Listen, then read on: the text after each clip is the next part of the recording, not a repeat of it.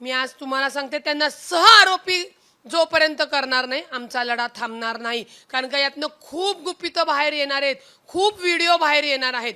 एक सुषमा अंधारेंनी करंगळीचा विषय घेतला आणि किती जणांच्या करंगळीचे विषय बाहेर आले विथ फोटो, आणि दादांत खोटे बोलतीये ही बाई। तुम्हाला सांगते की ही करंगळी कापलेल्याचा विषय 2 वर्षापूर्वीच आमच्या कानावर आलता, आम्ही कशाला लक्ष। नाशिकच्या बोंधूबाबा अशोक खरात प्रकरणी राज्य महिला आयोगाच्या अध्यक्ष रुपाली चाकणकर यांचा राजीनामा झालेला आहे आणि या प्रकरणात बोलण्यासाठी आता माझ्याशी आहेत रुपाली पाटील। खरं तर कसं बघता पहिली प्रतिक्रिया, तुम्ही गेले 2-3 दिवसापासून हा मुद्दा जो आहे तो उचलून धरत होता, आता अखेर राजीनामा झाला। एक लक्षात घ्या, राजीनामा द्यायलाच पाहिजे होता आणि तो राजीनामा चाकणकरांनी नैतिकतेच्या भरोशावर खरं तिथं देणं गरजेचं होतं। परंतु अत्यंत निर्लज्ज बाई आहे की माननीय मुख्यमंत्रींना सांगावं लागलं की राजीनामा द्या, कारण का त्या ज्या संविधानिक पदावर बसल्या होत्या त्या आयोगाचं काम महाराष्ट्रातील माता भगिनींचं रक्षण करणं, सुरक्षित करणं, सक्षम करणं, आधार देण्याचं होतं। परंतु त्यांचे जे काही हितसंबंध आहेत त्या बोंधूबाबाशी, त्याच्यामध्ये त्या गुन्ह्यामध्ये मी आजही तुम्हाला सांगते की त्या स्वतः गुन्हेगार आहेत, सहभागी आहेत। त्याच्यामुळे संविधानिक पदाचा राजीनामा दिल्यानंतरच त्या प्रकरणाची चौकशी निपक्षपणे होऊ शकते, कायदेशीरपणे होऊ शकते। पोलिसांवर दबाव राहू शकत नव्हता पण दबाव नको होता, त्याच्यामुळे तो राजीनामा खरं आम्ही मागणी करत होतो। परंतु राजीनामा काल माननीय मुख्यमंत्री देवेंद्र फडणवीस साहेब यांनी केला। आम्ही खरं त्यांचे ही पहिली पायरी आहे, त्या गुन्ह्याच्या याच्यामध्ये ही यशाची जरी पहिली पायरी असली तरी आम्ही याच्यावर समाधानी नाही। राजीनामा झालाय, तात्काळ रुपाली चाकणकरांना अटक केली पाहिजे, तपास केला पाहिजे। त्यांनी एकतर या बोंधूबाबाला मदत केली हे तर झालंच, त्यांच्यामुळे या महिलांवर आज वर्षभरामध्ये अन्याय अत्याचार झाला। कारण का जी काही वर्षापूर्वीची तक्रार आलती तिथेच त्यांनी जर कारवाई केली असती तर आज ही नामुष्की महाराष्ट्रावर आली नसती। 2, ते शिर्डी पोलिसांना फोन करतात की तपास करू नका, हे करू नका, डायरेक्टली फोन लावतात, या गोष्टी आहेत। या सगळ्या गोष्टी जर आपण विचारात घेतल्या तर महत्त्वाच्या पदावर बसून पदाचा गैरवापर केलेला आहे, महिलांवर अत्याचार अन्याय केलेला आहे, त्यांचे रेप झालेले आहेत आणि हे कुणाच्या माध्यमातून झाले तर राज्य महिला आयोगाच्या माध्यमातून झालेले। त्याच्यामुळे राजीनामा देताना पण तुम्ही जर बघितलं असेल त्यांना जनाची सोडू द्या, मनाची म्हणून बाई म्हणून जरी लाज नाही। हे कालचा राजीनामा देतानाचा जो फोटो आहे सुनेत्रा वहिनींच्या सोबत देताना हसतायत, हसून कुठलं वैयक्तिक कारण? अगं वेडी आहेस का बाई तू, मनोरुग्ण आहेस का? कुठला नेरेटिव्ह तू सेट करतीये, कुठलं वैयक्तिक कारण? त्या बोंधूबाबाचे पाय तुझ्या नवऱ्याला लाव, आम्हाला काही घेणं देणं नाहीये।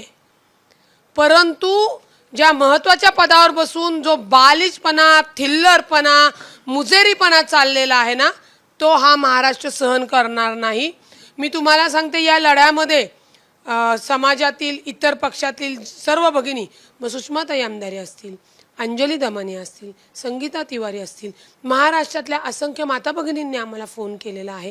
त्या सगळ्यांचं मी अभिनंदन आणि आभार मानेल की समाजातल्या घाण वृत्तीसाठी, गुन्हेगारीसाठी या सगळ्या एकत्र आल्या।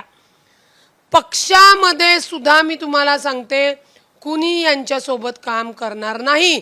आणि जो गट नाराज आहे, काल मला प्रश्न विचारला कुठला गट नाराज आहे, त्यांच्या बायकांनी रुपाली चाकणकर सोबत काम करायचं। जो गट नाराज आहे, ज्या गटाला रुपाली चाकणकरांचा राजीनामा नकोय, त्या आमच्या बंधूंनी त्यांची आई, त्यांची बहीण, त्यांची वहिनी रुपाली चाकणकर सोबत काम करायला द्यायचं आणि मग बोलायचं। मी का बोलतेय हे, लाज वाटते महिलांना अशा बाईबरोबर काम करायला। अहो काय ते व्हिडिओ आणि काय सांगतात त्या प्रेसमध्ये, दादांत खोटं बोलतायत। बघा, राजीनामा माननीय देवेंद्र फडणवीसनी सांगितलं पहिला राजीनामा द्या मग बोला, बरोबर. आम्ही मुख्यमंत्र्यांचं खरंच शतशः आभारी आहोत.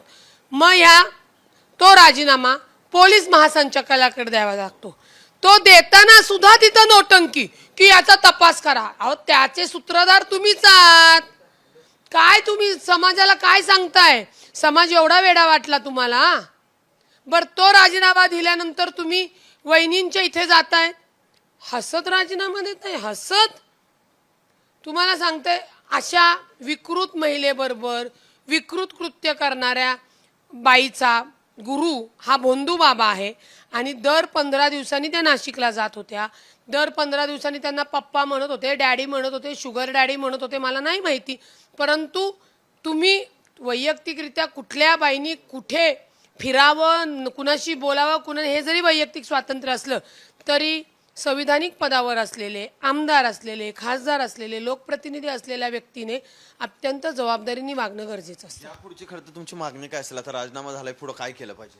पुढे रुपाली चाकणकर यांना तात्काळ अटक, याची सखोल चौकशी आणि भोंदू बाबाच्या माध्यमातून कोणतं हे सेक्स रॅकेट कोण चालवत होतं, कुणी पैसे दिले, कशा माध्यमातून पैसे दिले.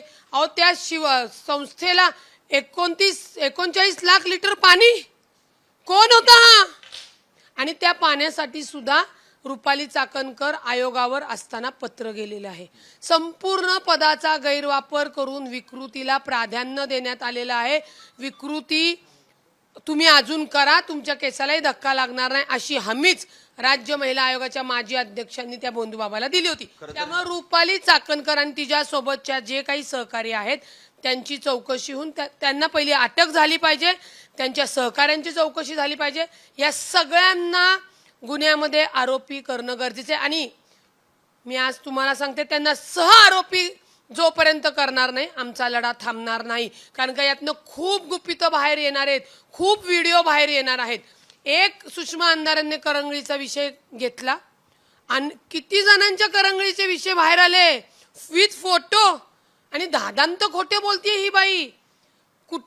तुम्हाला सांगते की ही करंगळी कापलेल्याचा विषय 2 वर्षापूर्वीच आमच्या कानावर आलता. आम्ही कशाला लक्ष देतोय?